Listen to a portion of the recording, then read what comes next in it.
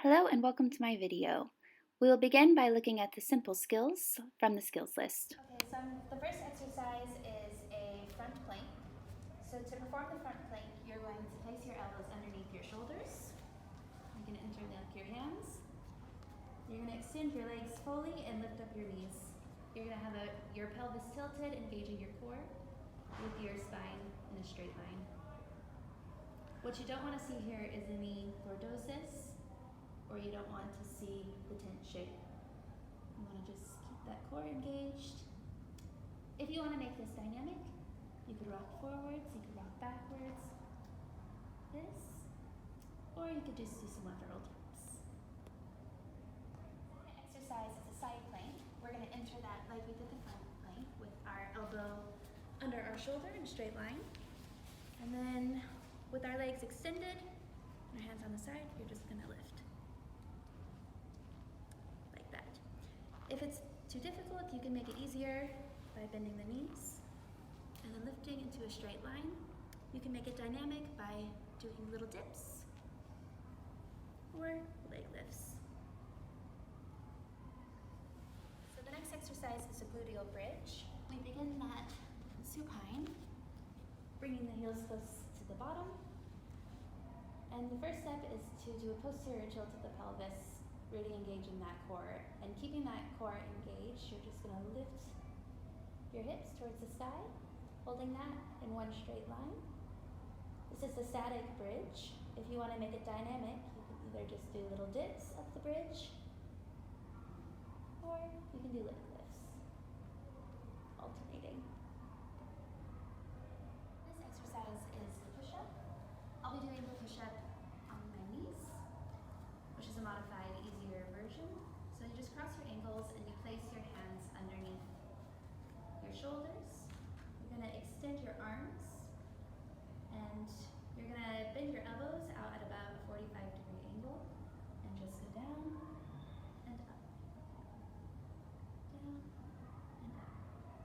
Mistakes to look out for is having your arms too wide below you, or by overextending the elbows, which provides an incorrect form. So this will be a modified V-sit.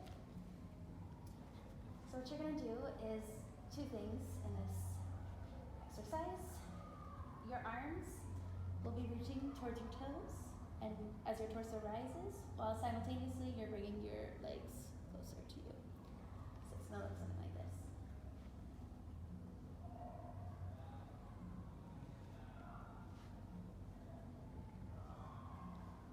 So the next exercise is squat.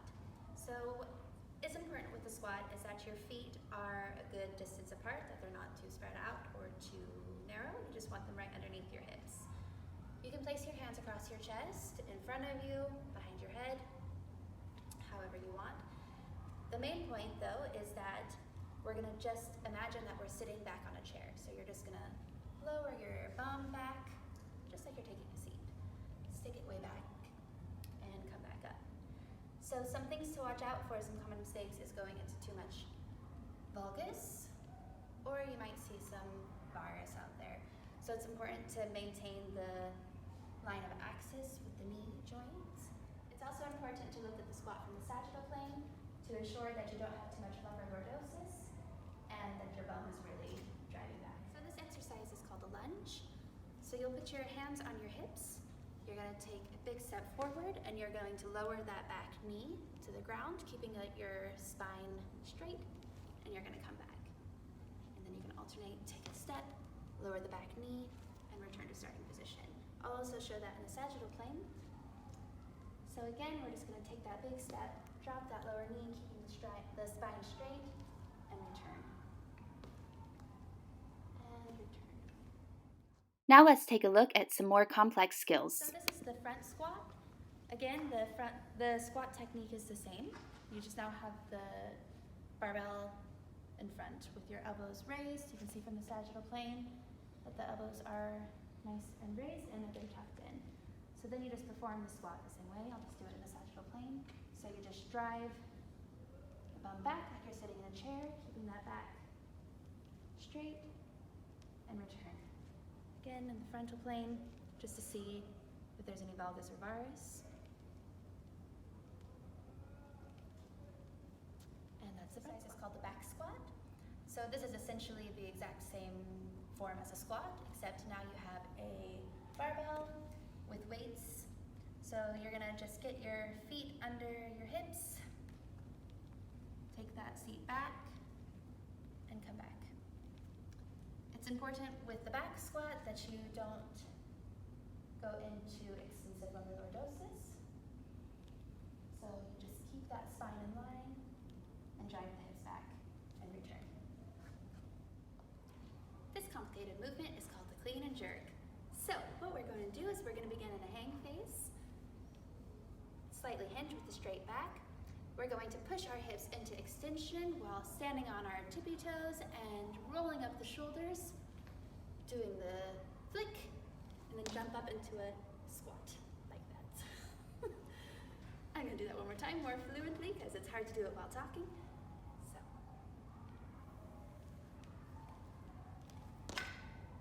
And that's the clean exercise. It's called the split squat. How we perform this exercise is by starting into a 90-90 position.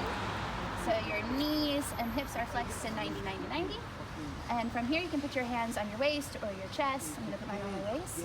You wanna keep your knee in line and you wanna keep your hip in line, and you're just gonna raise up and down, up and down. Make sure that knee's not going everywhere.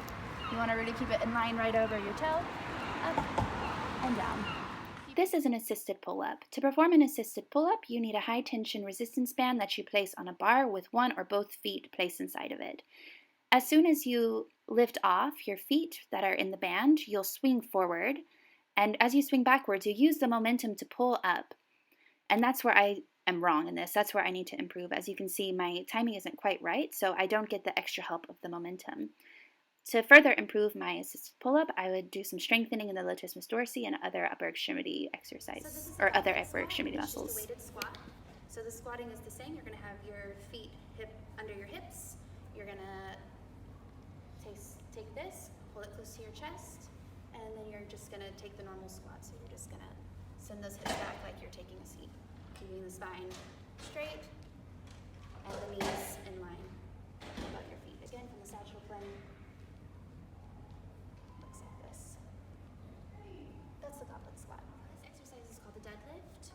You're going to place your feet under your hips, and the deadlift, contrary to the squat, is all about a hinge at the hips. So we're not going to be doing the squat sit down. You're actually going to be more doing a hinge. Of course, you have to go back a little bit, but this is the starting position. So you hinge at the hips, you reach down and you grab the bar, and then from here, simultaneously, you go into an extension moment of the hips, and you just stand up straight with the bar. So with your head straight, your back in line, you look like this. And back down. Good. And back down. And from the sagittal plane, again, you can see really well the difference between a squat. Say it's starting about, I'll just keep the hands. So we're here, we hinge. This is actually the starting position if you imagine the bar was on the ground.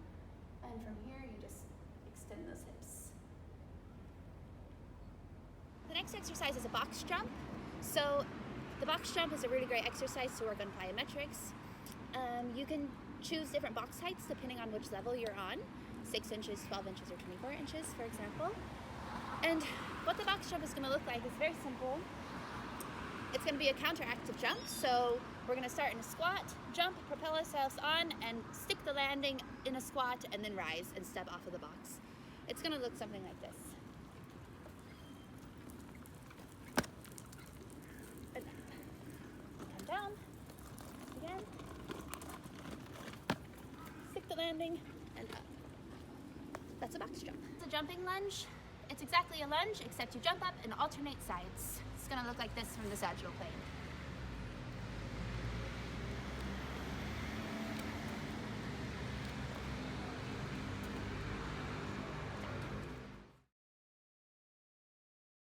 So today we're going to perform the single leg hop test.